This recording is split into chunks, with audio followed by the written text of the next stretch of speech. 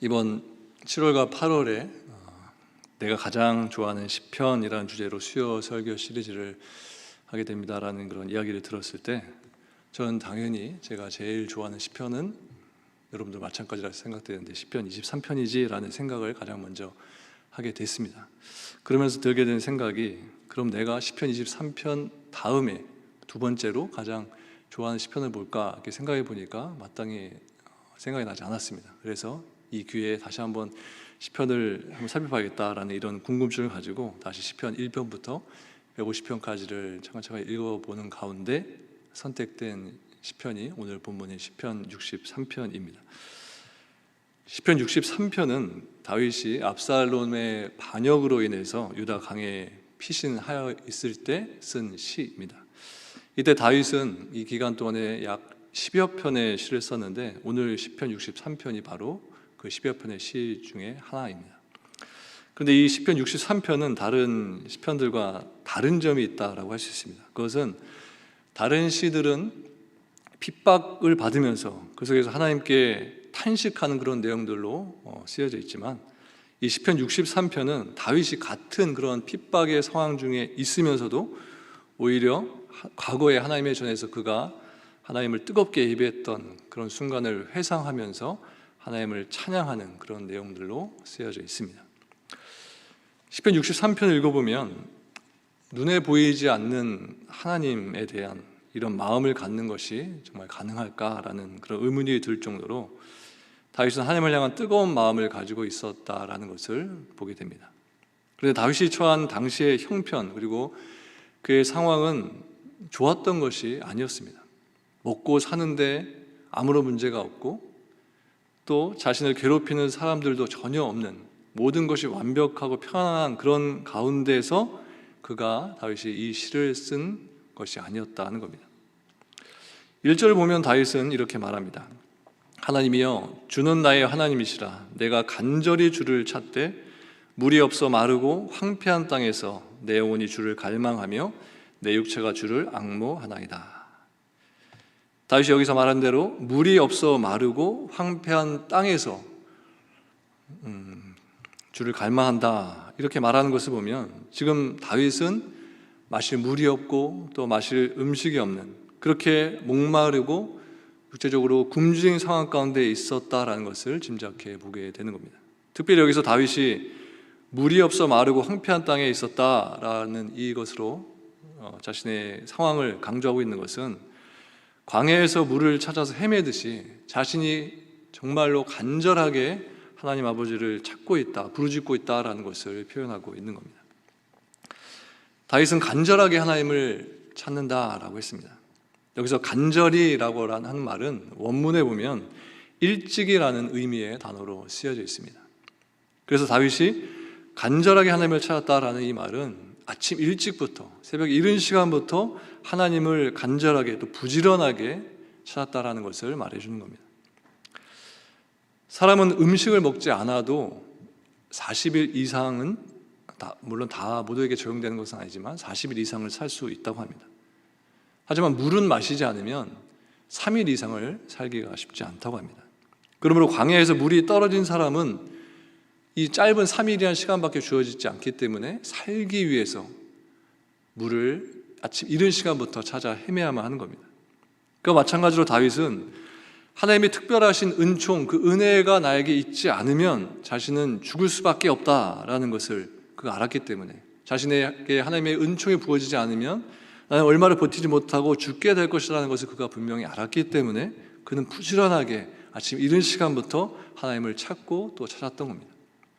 그런데 여러분, 우리 성도들이 살아가는 이 세상도 하나님의 특별하신 관심, 보호, 사랑이 우리에게 있지 않다면 우리는 한순간도 온전히 살아갈 수 없는 곳이 바로 광야 같은 이 세상입니다. 따라서 이 광야에서 물을 찾는 사람들처럼, 그리고 하나님을 간절하게 찾았던 오늘 본문 속의 다윗과 같이 우리들도 날마다 하나님을 간절히 참는, 일찍이 이른 시간부터 하루 종일 온전히 하나님을 찾는 그런 모습이 우리들에게 보여져야 한다는 겁니다. 또 이어서 2절에 보면 다윗이 이렇게 말합니다. 내가 주의 권능과 영광을 보기 위하여 이와 같이 성소에서 주를 바라보았나이다. 이 말씀은 다윗이 과거의 예루살렘 성전에서 하나님의 권능과 또 하나님의 영광을 체험했던 것과 같이 지금은 비록 내가 유다 광야에 있지만 장소는 달라졌지만 이곳에서 내가 그 하나님의 권능과 하나님의 영광을 체험하기 원한다라는 것을 표현하는 겁니다.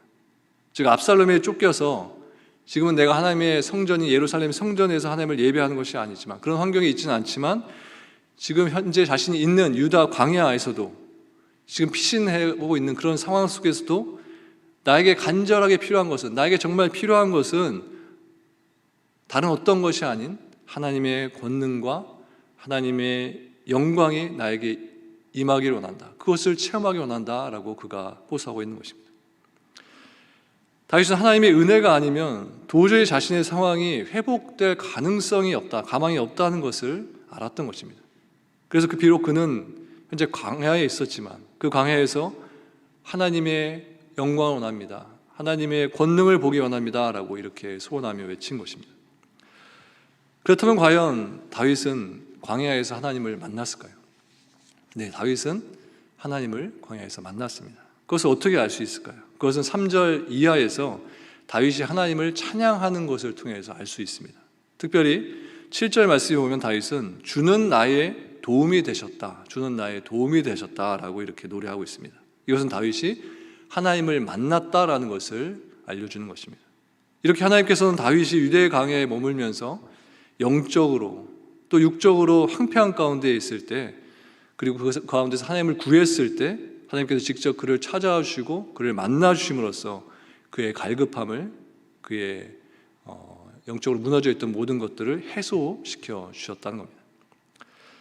또 3절에 주의 인자가 생명보다 나음으로 내 입술이 주를 찬양할 것이라는 이 내용을 보면 다윗은 자신의 생명보다 나은 주의 인자로 인해서 주를 내가 찬양하게 되었다, 이렇게 고백하는 것을 보게 됩니다. 여기서 인자라고 하는 말은 사랑이라는 말로 우리가 바꿔서 생각해 볼 수 있습니다. 즉 3절에서 다윗은 하나님의 인자가, 하나님의 사랑이 자신의 생명보다, 보통의 사람들이 가장 중요하다고 생각하는 나의 생명보다도 하나님의 인자심이, 하나님의 사랑이 나에게 더 귀하다, 값지다라고 이런 고백을 하고 있다는 겁니다. 이것은 다윗이 하나님의 사랑을 최고의 가치로 여겼다는 것을 말해주는 겁니다. 그래서 다윗은 주의 권능과 주의 영광과 주의 인자 앞에서 자신이 살고 죽는 문제 따위는, 자신의 생명 따위는 아무것도 아니다라는 것을 그가 알았기 때문에 주의 인자하심과 사랑 때문에 내가 주를 찬송하게 되었습니다라고 이러한 위대한 고백을 할 수 있게 된 것입니다. 또 이어서 5절 말씀을 이렇게 기록하고 있습니다. 골수와 기름진 것을 먹음과 같이 나의 영혼이 만족할 것이라. 나의 입이 기쁜 입술로 주를 찬송하되. 이 말씀은 하나님의 인자하심을 체험하는 것은 마치 기름진 별미, 기름진 어떠한 맛있는 음식을 먹는 것 같이 자신에게 참된 만족과 기쁨을 주기 때문에, 그래서 기쁜 마음을 가지고 하나님을 찬양하게 된다라는 것입니다. 여러분, 음식을 먹는 것은 사람의 그 욕구 중에 음식을 먹는 것이 하나의 큰 욕구 중에 하나라고 할 수 있는데, 이 음식을 먹는 것을 통해서 사람들은 나름대로의 그런 기쁨과 만족을 누리면서 삽니다. 특별히 아주 맛있는 음식을 먹을 때는 그 기쁨이 몇 배나 더한 것을 느끼게 됩니다. 그래서 미식가들은 더 큰 기쁨, 더 큰 만족들을 얻기 위해서 많은 돈을 쓰면서 비싼 음식들을 찾아다니면서 그렇게 소문난 음식들을 가면서 음식을 맛보게 되는 것입니다. 그리고 정말 그 음식이 예전에 경험하지 못한 아주 맛있는 음식으로 느껴지게 되면 그것으로 포만감도 느끼면서 큰 기쁨도 누리게 되는 겁니다. 이처럼 우리에게 만족을 준다라는 점에서 하나님의 사랑과 음식, 이것을 서로 비유해서 생각해 볼 수 있다고 여겨집니다. 단 음식은 우리 인간들의 육체에 만족을 주지만 하나님의 사랑은 우리 성도들의 영혼 가운데 만족을 주는 것입니다. 그리고 음식으로 인한 육체의 만족은 먹는 그 순간, 일순간적이지만 하나님의 사랑으로 인한 만족은 하나님께 주신 그 사랑으로 인해서 그 순간만 우리가 사랑을 누리는 것이 아니라 하나님의 진정한 사랑을 맛보면 우리는 그 사랑으로 인해서 영원한 만족을 누릴 수 있게 되는 겁니다. 그래서 내가 하나님의 사랑을 체험하게 되면 그 사랑을 베풀어 주신, 그 참사랑을 우리들에게 허락해 주신 하나님을 향해서 영원토록 찬양하고 영원토록 그분을 높여드리게 되는 겁니다. 그렇게 하나님의 사랑을 체험한 사람은 세상에서 예전에는 한 번도 경험하지 못한, 맛볼 수 없었던 진정한 사랑을 맛보고 진정한 만족을 경험했기 때문에 그 사람이 그 이후의 삶을 통해서 하나님께서 나에게 그 진정한 사랑을 맛보게 하시고 그 진정한 만족을 주신 그 하나님을 영원토록 기뻐하면서 영원토록 높여드리는, 찬양하는 삶을 살 수밖에 없게 된다는 겁니다. 여러분 생각해 보시기 바랍니다. 도망자 신세였던 다윗이 광야에서 무엇이 만족이 되어서, 무엇이 충족이 되어서 그가 만족함 가운데 하나님을 찬양하는 삶을 살 수 있었겠습니까? 그런데 다윗은 그곳에서 하나님의, 그 광야에서 하나님의 인자하심을, 하나님의 진정한 사랑을 체험했던 겁니다. 특별히 그에게 있어서 하나님의 인자하심에 대한 체험은 사람이 맛있는 음식을 먹고 만족해하는, 그런 기뻐하는 그런 것과는 비교할 수 없는 큰 자신의 영혼 가운데 있는 참 만족과 기쁨을 느끼게 해 주었던 겁니다. 그래서 하나님이 그와 함께 해주시고 또 그를 도와주신다는 것에 대한 이 확신이 다윗으로 하여금 자신의 입을 열어서 하나님을 찬양케 하는 그러한 과정 가운데로, 그의 삶 가운데로 이끌어 주었던 겁니다. 이처럼 하나님의 사랑을 체험하게 되면 낙심 가운데 있고 세상에서 눌림 가운데 있는 이들이 자신감을 얻게 됩니다. 또 괴로워하고 여러 아픔과 상처 가운데 있는 사람들이 하나님의 사랑을 체험하게 되면 그 안에 영혼 가운데 기쁨이 채워지고 기쁨이 충만한 삶을 살 수 있게 됩니다. 왜냐하면 하나님의 사랑이 우리들 영혼 가운데 참된 만족과 기쁨을 공급해 주기 때문인 것입니다. 여러분들 또한 인생의 참 기쁨과 또 참 만족을 누릴 수 있는 그런 영적인 미식가들이 되시길 바랍니다. 맛있는 음식을 먹기 위해서 그렇게 날마다 오늘은 어느 식당에 가서 이런 음식을 먹어볼까? 저기가 맛있다고 하는데 저기 한번 가볼까? 라고 그렇게 맛있는 음식을 쫓아다니는 미식가들이 아니라 하나님만이 우리들에게 주실 수 있는 그 완전한 만족과 기쁨을 누리면서 그것을 좇아서 따라서 사는 그런 영적인 미식가들로서 우리 성도들이 살아갈 수 있어야 하는 것입니다. 오늘 시편 63편 뒷부분 6절부터 11절까지의 말씀을 제가 다시 읽어드리겠습니다. 내가 나의 침상에서 주를 기억하며 새벽에 주의 말씀을 작은 소리로 읊조릴 때에 하오리니 주는 나의 도움이 되셨습니다. 내가 주의 날개 그늘에서 즐겁게 부르리이다. 나의 영혼이 주를 가까이 따르니 주의 오른손이 나를 붙드시거니와 나의 영혼을 찾아 멸하려 하는 그들은 땅 깊은 곳에 들어가며 칼의 세력에 넘겨져 승냥이의 먹이가 되리이다. 왕은 하나님을 즐거워하리니 주께 맹세한 자마다 자랑할 것이나 거짓말하는 자의 입은 막히리로다. 다윗은 여기서 한마디로 말해서 그는 지금 울어야 할 그런 형편에 있었지만 오히려 나는 즐거워하는, 기뻐하는 자가 되었다라고 하면서 하나님을 노래하고 있는 겁니다. 날마다 자신에게 도움이 되시는 주님을 바라보면서 주님께서 자신을 붙드시고 계신 이것으로 인해서 나는 여전히 주님을 위해서 즐거워한다라고 이렇게 고백하는 것입니다. 그래서 성도는 현재 자신의 모습을 가지고 하나님과 나의 관계를 확인하려고 하는 이런 오류를 범해서는 안 됩니다. 그렇게 되면 내가 세상 살면서 어려움 중에 있을 때 하나님이 나와 함께 하시지 않는 것은 아닐까? 하나님이 나를 포기하신 것이고 하나님이 나를 버리신 것은 아닐까? 나의 현재 상황이 절망적이고 실패한 모습이기 때문에 지금 내 영적인 상태가, 하나님과 나의 관계가 깨어진 것은 아닐까? 하나님과 나의 관계를 나의 현재 육신의 삶 속에 세상에 맞춰서 해석해서는 안 된다는 겁니다. 성도는 오직 십자가에서 하나님과 나의 관계를 확인할 수 있어야 합니다. 그럴 때 나를 죄에서 건지시기 위해서 사랑한 아들을 우리들에게 주시고 또 희생당하게 하신 하나님의 사랑과 은혜를 온전하게 우리가 볼 수 있게 되는 겁니다. 그리고 하나님께 모든 것을 맡기고 하나님의 인도하심에 나의 모든 삶을 맡겨드리고 그분께 신뢰하면 되는 것입니다. 그럴 때 성도는 하나님의 자신의 형편, 그리고 하나님께서 나에게 주신 모든 상황들, 환경들, 그 모든 것을 이겨내고 벗어나서 하나님이 나를 통해서 행하신 일들, 우리 교회 공동을 통해서 하신 일들, 그런 모든 일들을 통해서 내가 어려움 중에서도 기뻐하고 감사하고 또 그 가운데서 즐거워하면서 다윗같이 하나님을 찬양하는 삶을 계속해서 이어갈 수 있게 되는 것입니다. 또 8절을 보면 다윗은 나의 영혼이 주를 가까이 따르니 주의 오른손이 나를 붙드시거니와 라고 말했습니다. 오른손잡이의 입장에서 보면 오른손으로 하는 것이 왼손으로 하는 것보다 모든 일에 있어서 능숙한 것을 알 수 있습니다. 저도 오른손잡이인데요, 중요한 일을 어떤 일을 할 때 굳이 왼손을 사용하지 않습니다. 오른손이 익숙하고 더 잘할 수 있기 때문에 당연히 오른손을 사용합니다. 성경에 보면 오른손을 힘과 능력의 상징으로 묘사하는 것을 많이 보게 됩니다. 아마도 성경의 기자들도 대개는 오른손잡이였지 않나 이렇게 생각이 됩니다. 특히 하나님의 오른손이라고 하면 하나님의 능력 또 하나님의 힘을 상징하는 것인데, 그래서 하나님의 오른손으로 누구를 붙드신다, 도우신다라고 한다면 그에게 하나님의 특별하신 도우심과 인도하심이 확실하게 있다는 것을 우리들에게 알려주는 것입니다. 오늘 보면 8절에서도 다윗이 하나님이 자신을 오른손으로 붙드신다라고 이렇게 말한 것은 자신에게 지금 하나님의 분명하신 확실하신 보호하심과 인도하심이 함께하고 있다라는 것을 다윗이 지금 표현해주고 있는 겁니다.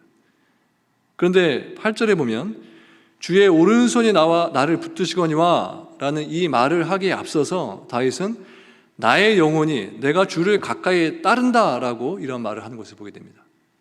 즉 자기 영혼이 하나님을 가까이 따르는 것, 이것을 하나님의 보호하심에 대한 전제 조건으로서 이렇게 제시하고 있다는 사실입니다. 여기서 가까이 따른다라는 말은 하나님께 매달린다는 것을 의미합니다.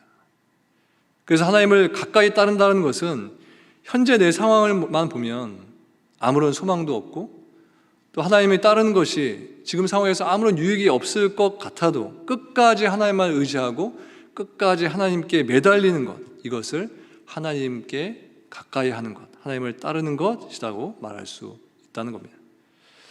다윗이 현재 자신의 상황을 봤을 때 그 상황에서 하나님을 따르는 것이 아무런 유익이 자신에게 없을 것이다 라고 보일 수도 있었을 것입니다. 그런데 그는 그 순간에 하나님 가까이 나아갔습니다. 그 순간에 하나님께 매달렸습니다. 그리고 그 결과 그는 하나님께서 하나님의 오른손으로 그를 붙들어 주시는 그런 큰 은혜를 경험했다는 것을 우리가 오늘 본문을 통해서 확인할 수 있게 되는 것입니다. 이와 같이 우리들도 현재 나의 상황, 환경과 관계없이 하나님을 신뢰하고 또 하나님을 매달릴 때, 하나님께 매달릴 때 하나님께서 하나님의 오른손으로 우리를 붙들어 주시는 그런 은혜를 체험할 수 있게 되는 것입니다.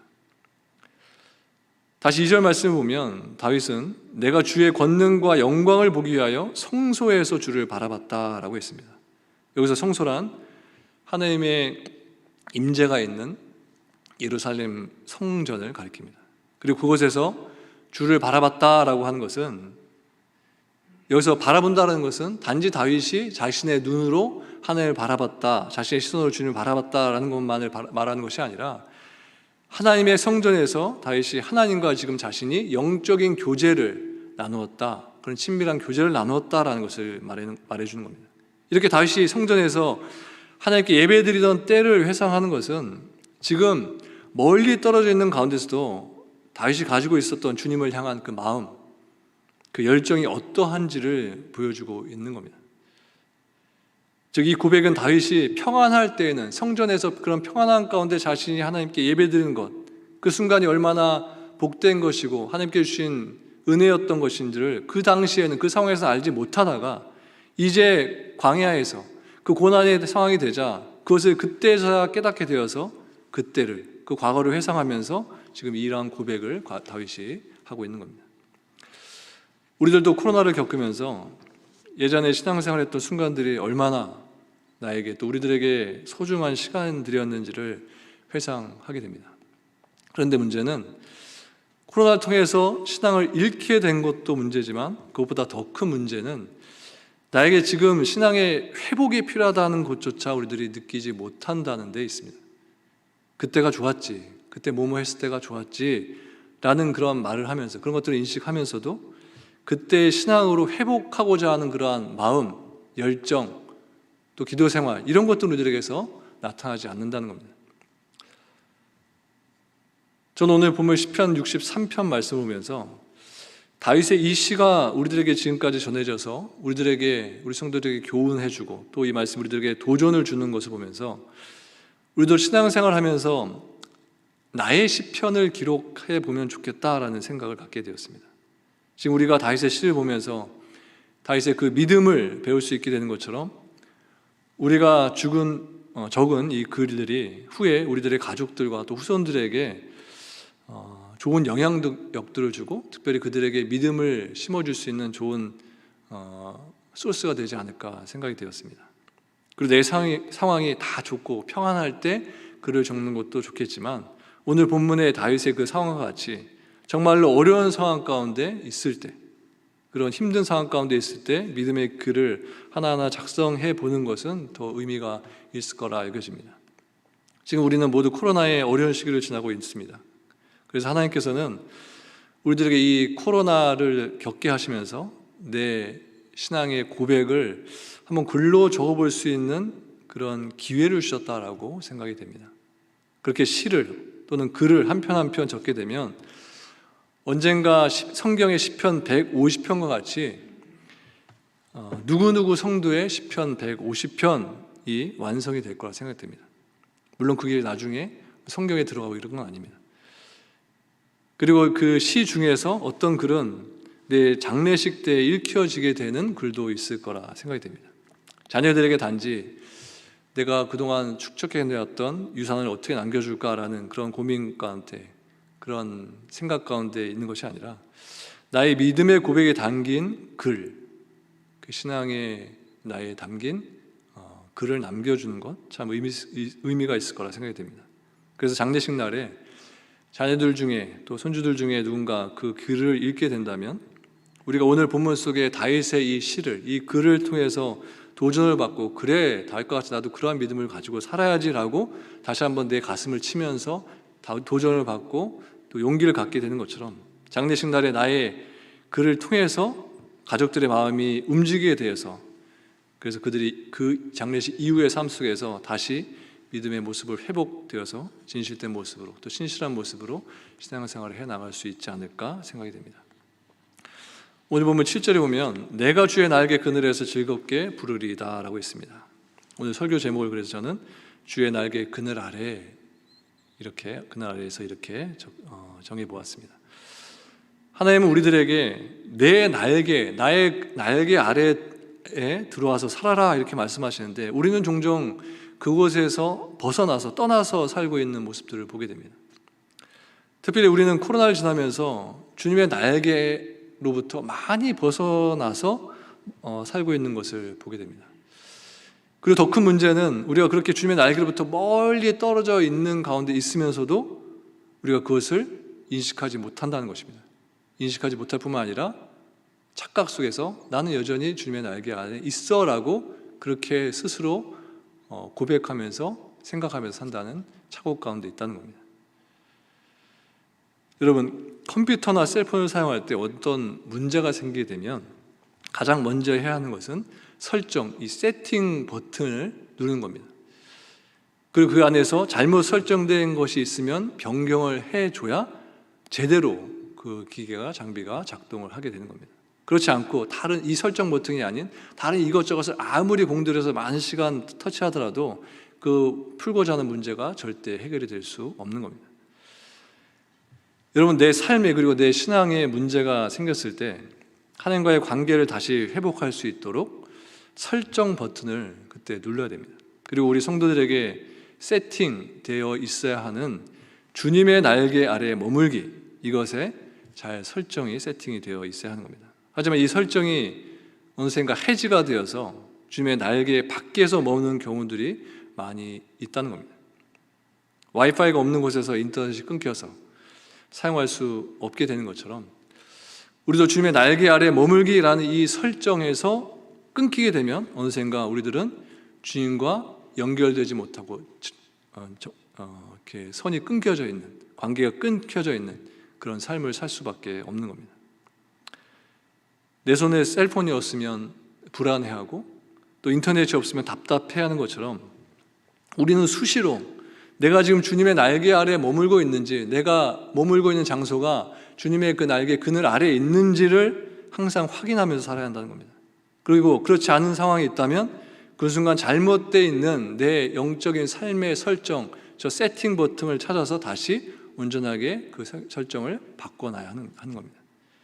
주님의 날개 아래 있을 때가 우리 성도들에게 있어서는 가장 완전하고 완벽한 상황이고 상태입니다. 그곳에서 벗어나게 되면 우리는 유혹을 받을 수밖에 없고 시험에 들 수밖에 없고 하나님께서 우리들에게 정확한 인생을 살게 하신 그 설정에서 벗어나게 되어서 우리는 애쓰면서 땀 흘리면서 열정을 가지고 산다고 하지만 그 모든 시간들은, 그 모든 열정들은 다 헛된 것이고 무의미한 것이 될 수밖에 없는 것입니다. 가끔 운전하다 보면 앞에 빨간불이 켜진 것도 아니고 뭐 스탑 사인 있는 것도 아닌데 양방의 차들이 다 이렇게 멈춰서 있는 경우들이 있습니다. 그래서 무슨 일인가 이렇게 창문 열고 머리 내밀고 쳐다보면 여러분들 경험했을 텐데 오리 떼가 부모와 함께 여러 마리의 그 애기 오리들이 이렇게 길을 건너는 것을 보게 됩니다.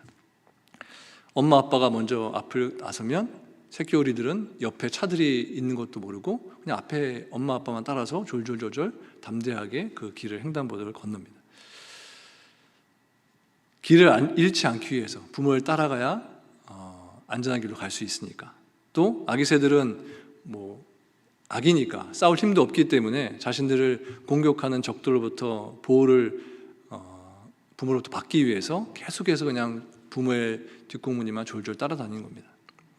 하나님께서 우리들을 하나님의 날개 아래에 품어주시기 원하는 것도 이와 같다고 생각됩니다. 우리가 하나님의 품에서, 하나님의 날개에서 벗어나게 되면, 떠나게 되면 그 순간부터 우리는 길을 잃게 될 수밖에 없고 또 방황하게 될 수밖에 없기 때문에, 또한 우리는 사탄과의 싸움에서 실패하고 패배할 수밖에 없는 그런 연약한 자들이기 때문에 하나님께서는 우리가 늘 하나님의 품 안에서 그 보호함 가운데 있기를 원하시는 겁니다.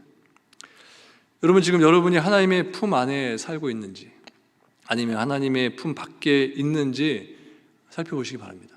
저도 오늘 설교하기 올라가기 전까지 오늘 말씀을 묵상하면서 내가 이 말씀을 가지고 선포해야 되는데 나는 지금 하나님의 날개 아래 살고 있는지 제 스스로에게 질문해 보니까 저도 아니더라고요. 저도 항상 하나님의 날개 아래 있는 것이 아니더라고요. 여러분들 스스로에게 질문해 보시기 바랍니다. 나는 지금 하나님의 날개 아래 매일매일 매 순간 살고 있는지. 많은 순간 그것을 뛰쳐나가서 하나님의 품 밖에서 사는 순간들이 많이 있는 것을 알게 될 겁니다. 그것을 깨닫게 될 때, 그것을 인식하게 될 때 내 삶의 설정을 다시 하나님의 날개 안에 머물기, 하나님께서 우리에게 늘 설정해 놓기 원하시는 그 설정으로 이것을 변경해서 가장 안전하고 가장 완벽한 그곳으로, 그 장소로 우리들이 옮겨가야만 하는 것입니다. 오늘 본문에 보면 다윗이 말하고 있는 4가지 동사가 있는 것을 보게 됩니다. 첫 번째는 1절에 seek, 간절히 주님을 찾아라라는 이것이고, 두 번째로 2절에 보면 see, 주님을 바라보라 라고 합니다. 또 세 번째로 6절 말씀에 보면 remember, 기억하라 라고 했고, 마지막으로 5절 말씀에 보면 satisfied, 만족하라고 있습니다. 주님 주신 것에 늘 만족하며 살아라고 있습니다. 이 4가지가 다윗이 우리들에게 알려주는 팁, 주님의 날개 아래에 머물러서 살 수 있는 그 팁을, 그 방법을 우리들에게 주고 있다라고 여겨집니다. 여러분, 주님의 날개 아래에 머물고 있지 못한 현재 지금 나의 모습을 바라보시기 바랍니다. 그것을 먼저 인정하시기 바랍니다. 그리고 주님의 날개 아래에 늘 머물기를 소망하면서 하나님께, 하나님, 나를 하나님의 날개로 늘 품어주십시오. 그렇게 기도하시기 바랍니다. 하루하루를 시작하실 때마다 하나님, 오늘도 나를 하나님의 품 안에 품으십시오. 그 그늘 아래 머물 수 있도록 나를 인도해 주십시오. 그렇게 간구하시기 바랍니다. 주님의 날개 아래에 참된 안식이 있고 주님의 날개 아래에 오직 참된 평화가 있습니다. 남은 인생 오직 우리의 완전한 피난처 되시는 하나님의 그 품 안에서, 그 날개 아래서 거룩한 성도의 삶을 계속해서 살아가시는 저와 여러분들 모두 되시기를 주님의 이름으로 간절히 축원합니다. 함께 이 시간 찬양하겠습니다. 찬송가 419장 찬송입니다. 주 날개 및 내가 편안히 쉬네. 오늘 말씀 생각하시면서 함께 찬양하시겠습니다.